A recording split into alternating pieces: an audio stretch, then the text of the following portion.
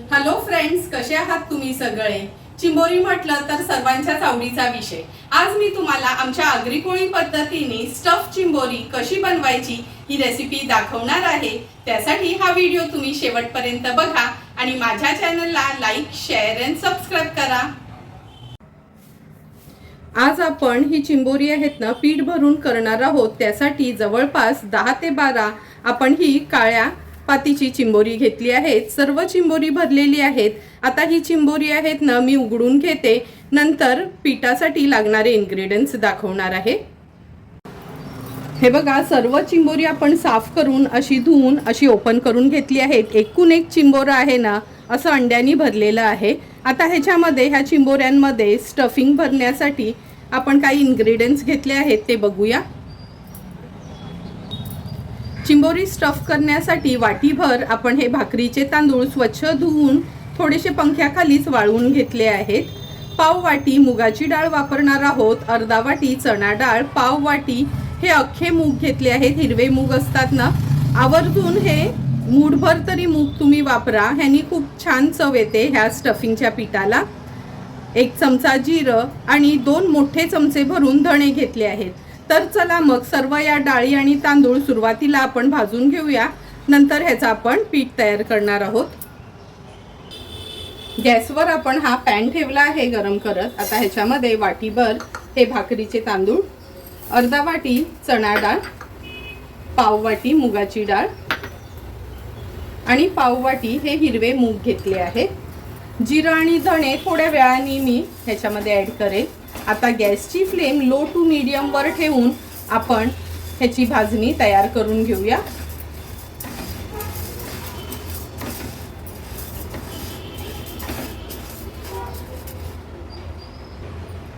चार ते 5 मिनिटं झाले आहे। डाळी आणि तांदूळ छान आपण असे लो टू मीडियम फ्लेम वर भाजून घेतले आहेत। आता ह्याच्यामध्ये 2 मोठे चमचे भरून धणे ॲड करते आणि 1 छोटासा चमचा जिरं घेतला आहे।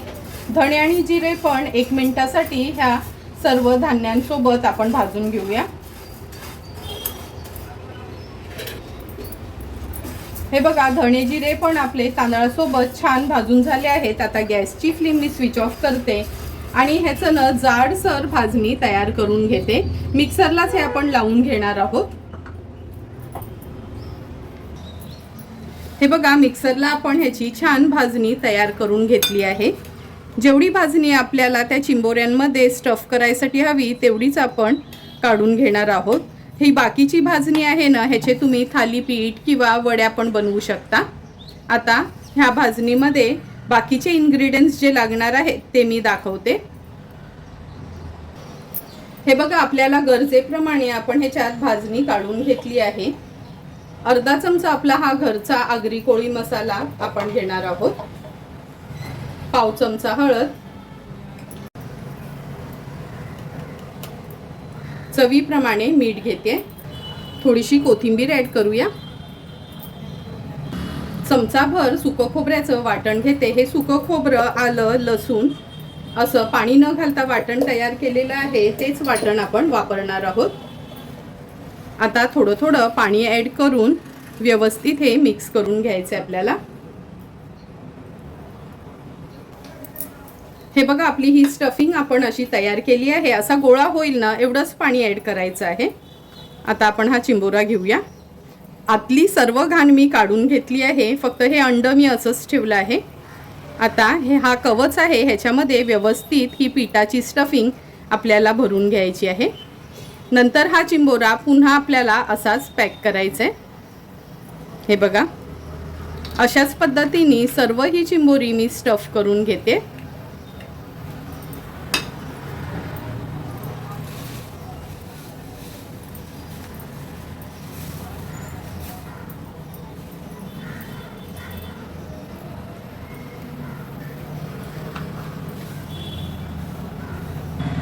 एक एक करून सर्व ही चिंबोरी भरून झाली आहेत।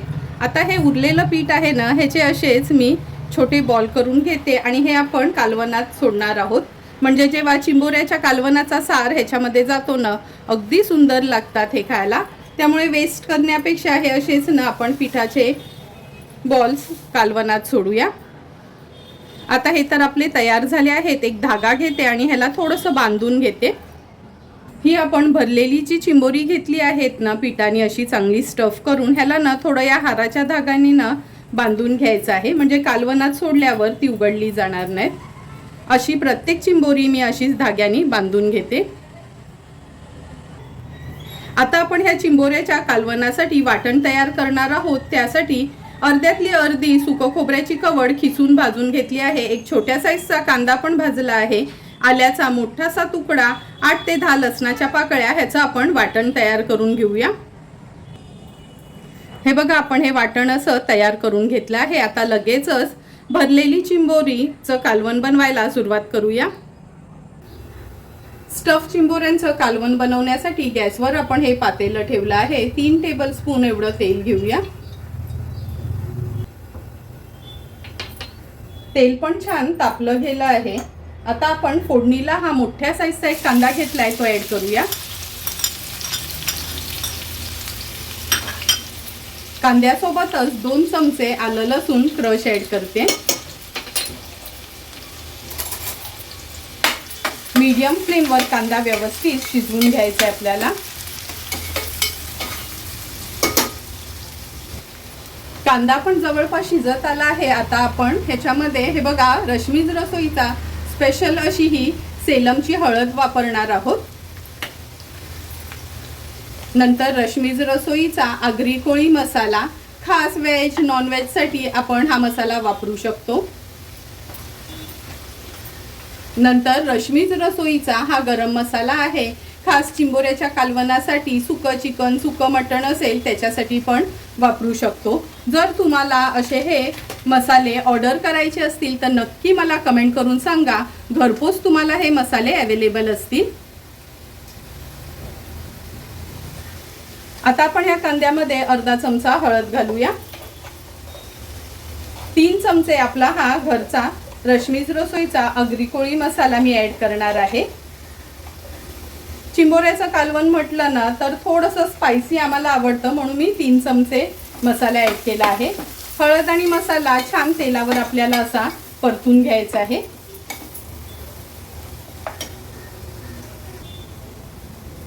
छान चमचमीत चव येण्याकरता मी अगदी पाव चमचाच हा गरम मसाला वापरते.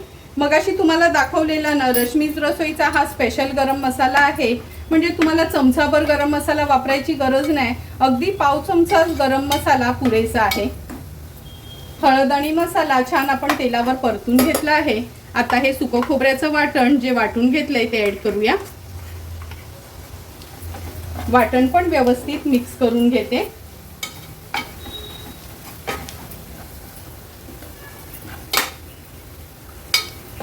वाटण तेलावर परतून झाले की गरजेप्रमाणे पाणी ऍड करूया.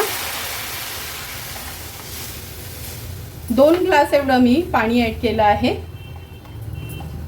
ह्या कालवणाला छान एक उकळी काढून घेते.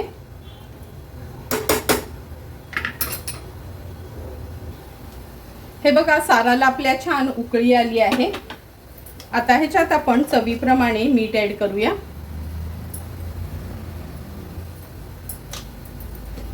मीठ ऍड केल्यानंतर हे स्टफ केलेले चिंबोरे आहेत ना एक एक करून ह्या सारामध्ये सोडणार आहोत.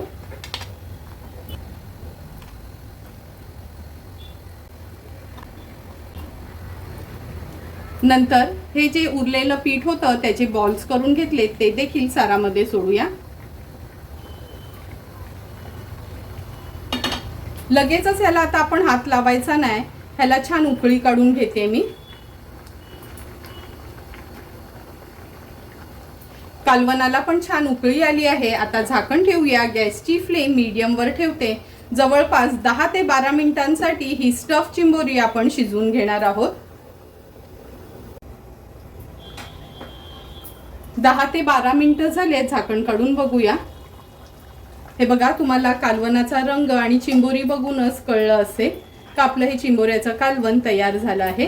हे जे पिठाचे गोळे आपण घातले होते ते पण छान शिजले गेले. गॅसची फ्लेम हाय करते. हाय फ्लेमवर ना ह्याला एक छानशी उकळी काढून घेऊया. कालवणाला पण छान उकळी आली आहे. आता झाकण ठेवते आणि गॅसची फ्लेम स्विच ऑफ करते.